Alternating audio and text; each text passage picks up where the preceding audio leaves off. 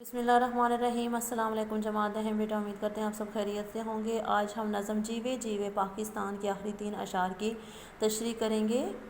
شعر نمبر 3۔ بچھڑے ہوں کو بکھرے ہوں کو ایک مرکز پر لایا، کتنے ستاروں کے جھرمٹ میں سورج بن کر آیا، پاکستان پاکستان جیوے پاکستان۔ سب سے پہلے آپ کو حل لغت بتا دوں، مطلب الفاظ کے جو معنی ہے وہ بچھڑے ہوں کو جدا ہونے والوں کو، بکھرے ہوئے جو پریشان اور بدحال لوگ ہیں، مرکز مقام، جھرمٹ رش یا گروہ۔ ٹھیک ہے، تشریح کی ہیڈنگ دیجئے۔ اس شعر میں شاعر جمیل الدین عالی تحریک پاکستان کے مناظر کو الفاظ کا روپ دیتے ہوئے منظر نگاری کرتے ہیں کہ پاکستان وہ مرکز ہے جہاں بچھڑے ہوئے مل گئے، بکھرے ہوئے یکجا ہو گئے۔ یکجا کا مطلب اکٹھے ہو گئے۔ اس مصرے کے پس منظر میں جب ہم دیکھتے ہیں کہ ہجرت کے دوران لوگ اپنوں سے بچھڑ گئے تھے، وہ بکھرے ہوئے پتوں کی طرح ویرانی کا منظر پیش کر رہے تھے، لیکن جب یہ بکھرے ہوئے اور بچھڑے ہوئے لوگ ایک مرکز سرزمین پاکستان پر قدم رکھتے تھے تو ان کے چہرے گلاب کی مانند چمکتے تھے، ان آنکھوں میں ملن کی ایک آس دکھائی دیتی تھی، وہ سرزمین پاکستان میں اپنے آپ کو محفوظ سمجھتے تھے۔ شاعر نے کیا خوب کہا ہے، میری سرحد پہ پیرا ہے ایمان کا، میرے شہروں پہ سایہ ہے قرآن کا، میرا ایک ایک سپاہی ہے خیبر شکن، چاند میری زمیں پھول میرا وطن۔ دوسرے مصرے میں شاعر کہتے ہیں کہ آسمان پر ان انگنت ستاروں کا مرکز سورج ہے، بالکل اسی طرح برصغیر کے مسلمانوں کے لیے وطن عزیز بھی مرکز کی حیثیت رکھتا تھا۔ جس طرح کائنات کے سیارے سورج سے روشن ہوتے ہیں، اسی طرح پاکستان کے باسیوں کو امن اور سکون اسی سرزمین میں ملتی ہے۔ اس طرح وطن کی گلیوں میں چلنا ان کے لیے باعث توقیر بات تھی۔ بقول جاوید انجم لائل پوری، تیرے گاؤں شہروں کی گلیوں میں چلنا باعث فخر ہوا، تیرے گاؤں شہروں کی گلیوں میں چلنا باعث فخر ہوا، میں نازاں ہوں اے دیس میرے کہ تجھ سے یہ توقیر ملی۔ شاعر اصل میں ہمیں یہ پیغام دے رہے ہیں کہ بچھڑے ہوئے دو لوگ جب ملتے ہیں تو ان کی آنکھوں سے موتی گرتے ہیں، وہ اپنے جذبات پر قابو نہیں رکھ پاتے، بالکل اسی طرح بکھرے ہوئے موتیوں کو اگر ایک لڑی میں پرو دیا جائے تو وہ خوبصورت مالا کی صورت اختیار کر لیتے ہیں۔ پاکستان بھی ان بچھڑے ہوئے اور بکھرے ہوئے لوگوں کی آنکھوں سے نکلنے والے موتیوں اور پھر ان موتیوں سے بننے والے مالا کی مانند ہے۔ آخر میں شاعر دعا کرتے ہیں کہ اے اللہ، اس سرزمین جنت نظیر کو ہمیشہ آباد رکھنا، ہمیشہ آباد رکھنا، ہمیشہ شاد رکھنا، اور یہ وطن قیامت تک زندہ تابندہ رہے، آمین ثم آمین۔ شعر نمبر 4۔ سب محنت کش ملے گا اور ابھرا ایک پیغام، سب محنت کش ملے گا گلے ملے اور ابھرا ایک پیغام، اس پیغام کو سمجھو یہ ہے قدرت کا انعام۔ پاکستان پاکستان جیوے پاکستان۔ مشکل الفاظ کے معنی محنت کش، محنت کرنے والے، ابھرنا ظاہر ہونا، قدرت مراد اس سے اللہ تعالیٰ مطلب فطرت ہے۔ ٹھیک ہے، انعام تحفہ۔ تشریح۔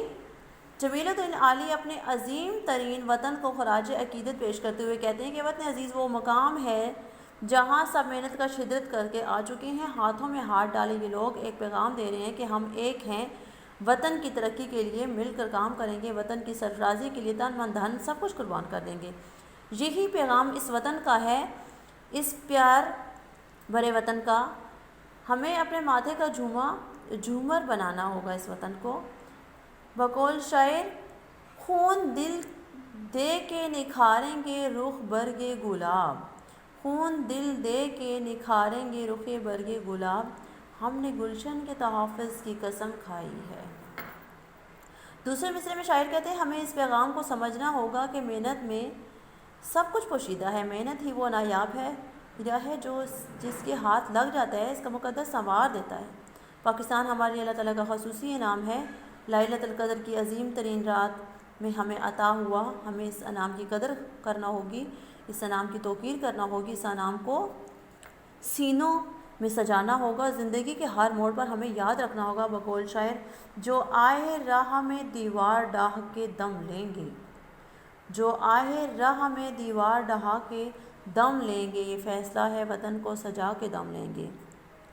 اسی طرح دوسرے شاعر کہتے ہیں، ہم ہیں عرض پاک کی تقدیس و حرمت میں آمین، ہم ہیں عرض پاک کی تقدیس و حرمت کے آمین، ہم ہیں حرف لا الہ کے ترجمہ بے خطر۔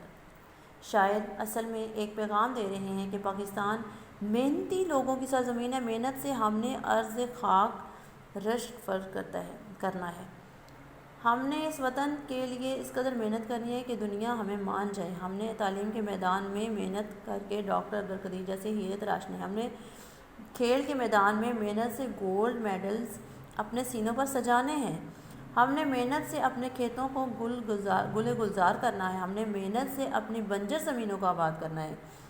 یہی وجہ ہے کہ حضرت اقبال ہمیں یہ پیغام دے گئے ہیں کہ وہی لوگ پاتے ہیں عزت زیادہ جو کرتے ہیں دنیا میں محنت زیادہ۔ آخر میں شاعر دعا کرتے ہیں کہ اس وطن کو اللہ تعالیٰ قائم رکھنا، دائم رکھنا، اس وطن کے نعرے فضاؤں میں گونجتے رہیں، جیوے جیوے پاکستان۔ شعر نمبر 5۔ جیل گئے دکھ جیلنے والے، اب ہے کام ہمارا، ایک رہیں گے ایک رہے گا، ایک ہے نام ہمارا، پاکستان پاکستان جیوے پاکستان۔ جیل گئے برداشت کرنے والے، ٹھیک ہے، برداشت کر کے جیلنے والے، برداشت کرنے والے، دکھ تکلیف، ایک رہنا، اتفاق سے رہنا۔ تشریح: جمیل الدین عالی اپنے عظیم ترین وطن کو خراج عقیدت پیش کرتے ہیں کہ اے ہم وطنوں، پاکستان بنانے کے لیے جس قدر ہمارے آباء و اجداد نے دکھ جیلے، ان کا تذکرہ نہ کرنا انصاف پسندی نہیں ہے۔ انہوں نے ہمارے وطن کی خاطر دکھ اٹھائے اور دکھ جیلے، لیکن انہوں نے یہ سب کچھ ہماری خاطر کیا، ہمیں آسانیاں دینے کے لیے کیا۔ قومی ترانے کے خالق حفیظ جلندری نے کیا خوب کہا ہے، ہلالی خنجر قومی عطیہ ہے شہیدوں کا، ہلالی خنجر قومی عطیہ ہے شہیدوں کا، جو خود قربان ہو کر بھر گئے دامن نویدوں کا۔ دوسرے مصرعے میں شاعر کہتے ہیں کہ اب ہمیں ایک بننا ہوگا، اب ہماری باری ہے، ہم نے اس وطن کی حفاظت کرنی ہے، اقبال کی فکری اور قائد کی عملی امانت کو سنبھالنا ہے، اس کو دنیا کی بہترین مملکت بنانا ہے، اس وطن کو دنیا کے لیے شاہکار، دنیا کے لیے سرزمین کو قابل رشک بنانا ہے۔ اس کے لیے ہمارے پاس صرف ایک راستہ ہے، وہ راستہ ہے محنت۔ بقول شاعر، یہ فیصلہ ہے جدوجہد نہ چھوڑیں گے، یہ فیصلہ ہے کہ محنت سے منہ نہ موڑیں گے، اب اس زمین کو کندن بنا کے دم لیں گے، یہ فیصلہ ہے وطن کو سجا کے دم لیں گے۔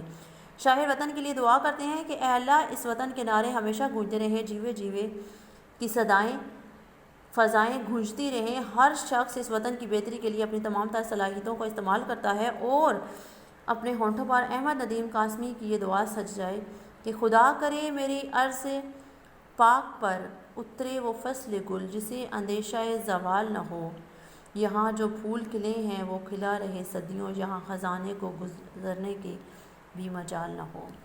آپ نے ان تینوں اشعار کی تشریح کاپی پر خوش خط لکھنی اور یاد کرنی ہے۔ شکریہ۔